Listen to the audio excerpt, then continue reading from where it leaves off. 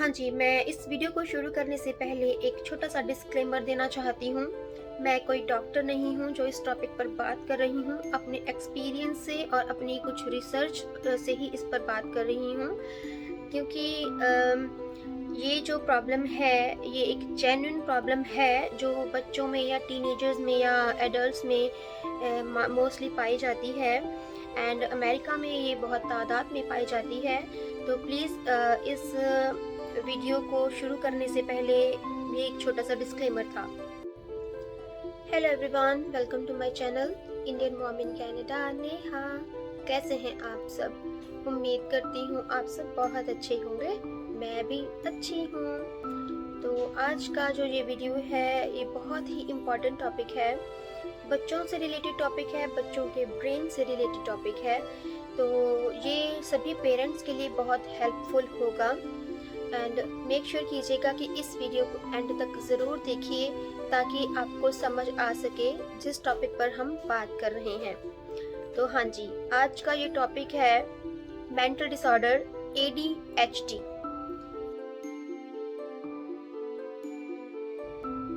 हाँ जी, तो ADHD की फुल फॉर्म होती है attention deficit hyper activity disorder. एक बार मैं फिर बता देती हूँ, attention deficit hyper activity disorder. तो ये जो डिसऑर्डर है, ये अकेले बच्चों में नहीं होता, ये टीनेजर्स में भी होता है और एडल्ट्स में भी पाया जाता है। बहुत समय तक तो लोगों को पता ही नहीं चलता कि हमें ये डिसऑर्डर है।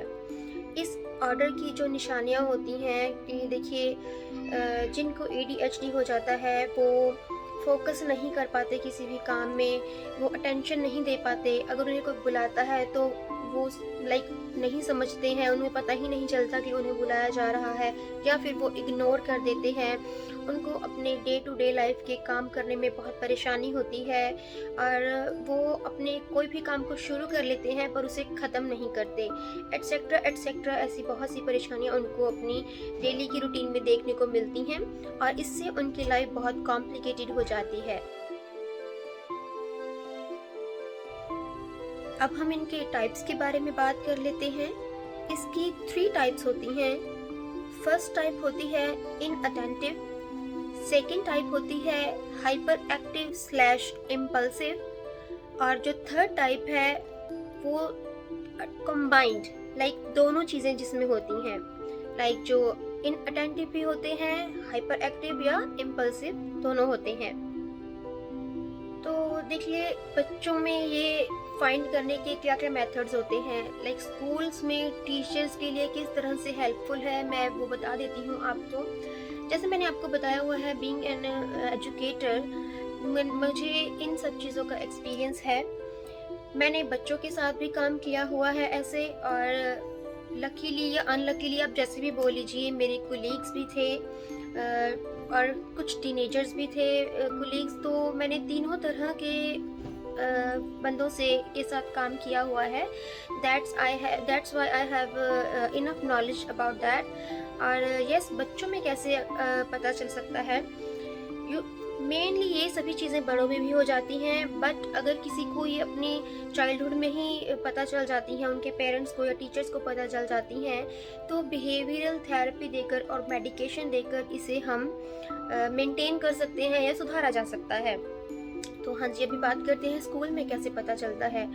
जो इस तरह के बच्चे होते हैं वो लगातार मोशन में ही रहते हैं, कांस्टेंट मोशन, या वो कॉन्स्टेंटली बात ही करते रहते हैं।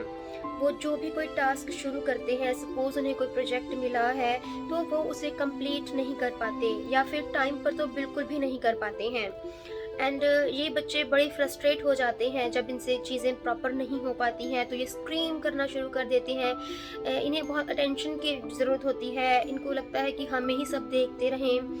तो इस तरह से ये क्या करते हैं, अपनी लाइफ को बहुत ही हार्ड बना लेते हैं, मिजरेबल, अपनी खुद की लाइफ को भी और सामने वाले इंसान की लाइफ को भी।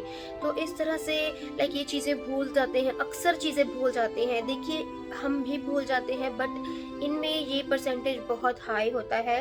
इन्हें कुछ याद नहीं रहता, ये काम को कब शुरू करते हैं, कब ख़त्म करते हैं। इन्हें कुछ याद ही नहीं रहता कि मुझे ये काम अभी शुरू करना था या कब ख़त्म करना था। तो देखिए, ऐसे बच्चों के साथ डील करने में दिक्कत आती है जब कोई नया-नया टीचर आता है जिसको नहीं मालूम होता। तो मैं आपको अपना एक्सपीरियंस शेयर करती हूँ। यस, मैं जब जॉब करती थी तो बच्चा था मेरे पास एक, जिसको एडीएचडी की प्रॉब्लम थी। तो उस बच्चे में मेन प्रॉब्लम ये थी कि वो एक जगह पर बैठकर क्वाइटली नहीं खेलता था। जैसे हम ग्रुप में कोई चीज़ सिखाते थे तो वो नहीं करता था। अगर उसको कलरिंग करने को बोलो या कोई हम और भी कोई एक्टिविटीज़ करवाते थे, है ना, ग्रुप में बैठने को बोला जाता था, अपनी बातें डिस्कस करने को बोला जाता था, तो वो नहीं करता था। उसका बस यही था कि वो हरदम टॉयज़ उठाता, चीज़ें उठाता और उन्हें फेंकता। उसको कुछ मतलब नहीं होता था कि ये किसी को लग जाएँगे या किसी को चोट लग जाएगी, और ऐसा करते वक़्त वो जस्ट हँसता ही रहता। मैंने आपको बोला है कि ये बच्चे जो काम करते हैं कॉन्स्टेंटली उसी को करते रहते हैं। अगर ये चल रहे हैं तो चलते रहेंगे, भाग रहे हैं भागते रहेंगे, हँस रहे हैं हँसते रहेंगे, टॉक कर रहे हैं तो टॉक करते रहेंगे। तो ये नॉर्मल बिहेवियर नहीं होता एंड इससे वो दूसरे बंदे की लाइफ में भी बड़ी डिफ़िकल्टीज़ पैदा करते हैं।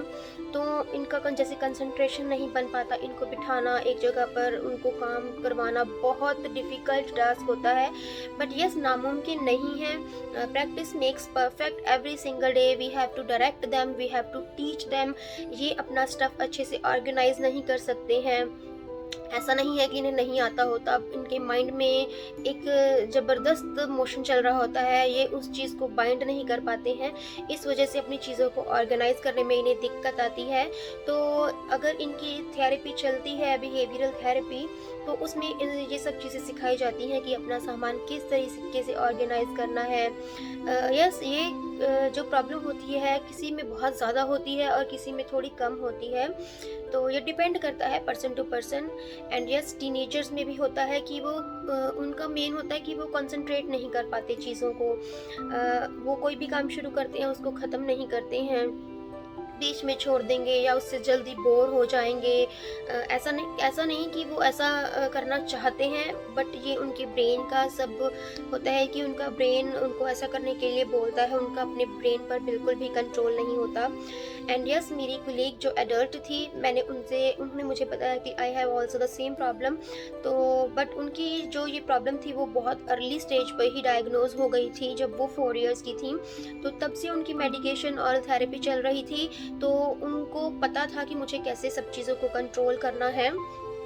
तो वो क्या करती थी, जैसे भी रिसेस नहीं, जैसे भी हमारी टीचर्स की ब्रेक होती तो वो वहाँ पर आकर उनके पास एक बुक होती थी, बहुत छोटे छोटे स्पाइरल सी चीज़ों वाली, या कुछ पजल्स लेकर वो बैठती थी, या जो वो पजल्स होती हैं जो हमें एक पर्टिकुलर पॉइंट पे रास्ता ढूंढना होता है, जिगजैग करके, या भूल भुलैया के जैसा होता है। इस तरह की बुक्स होती हैं। तो उनको इस तरह की बुक्स पे काम करने को बोला जाता है। उनको छोटे छोटे पिक्चर्स पे कलरिंग करने को बोला जाता है कि बहुत अच्छे से सुंदर सी कलरिंग करनी है।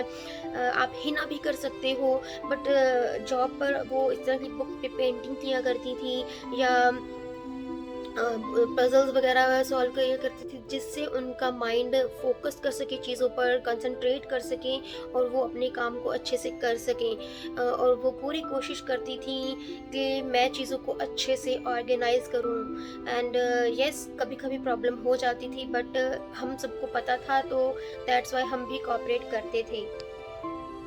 एंड यस, एंड मैं एक बात बोलना चाहती हूँ कि रियली अभी भी कई पेरेंट्स ये चीज़ें मानने को तैयार नहीं होते कि उनके बच्चों को ये प्रॉब्लम है।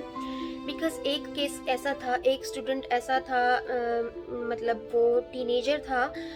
ये सभी प्रॉब्लम्स उसमें थी, वो फोकस नहीं कर पाता था, वो चीज़ें भूल जाता था, या एक चीज़ लगातार करते रहना, खेल रहा है तो खेलते रहना, वो बहुत सफ़र कर रहा था। उसने अपने पेरेंट्स से भी बात की रिगार्डिंग टू दैट, बट उसके पेरेंट्स इस बात को मानने के लिए तैयार ही नहीं थे। वो कह रहे थे कि ऐसी कोई बीमारी होती ही नहीं है, इट्स टोटली फेक। तो प्लीज़ ऐसा मत कीजिए। अगर एक बच्चे को खुद से पता चल रहा है कि मुझे ये प्रॉब्लम हो रही है, तो प्लीज़ उसे डॉक्टर के पास लेकर जाइए। इस चीज़ को मेडिकेशन के थ्रू भी हम ठीक कर सकते हैं। लाइक प्रॉपर तो ठीक नहीं होता बट कंट्रोल हो जाता है, क्योंकि ऐसे बच्चे बहुत सफ़र करते हैं अपनी लाइफ को ईज़िली चलाने में।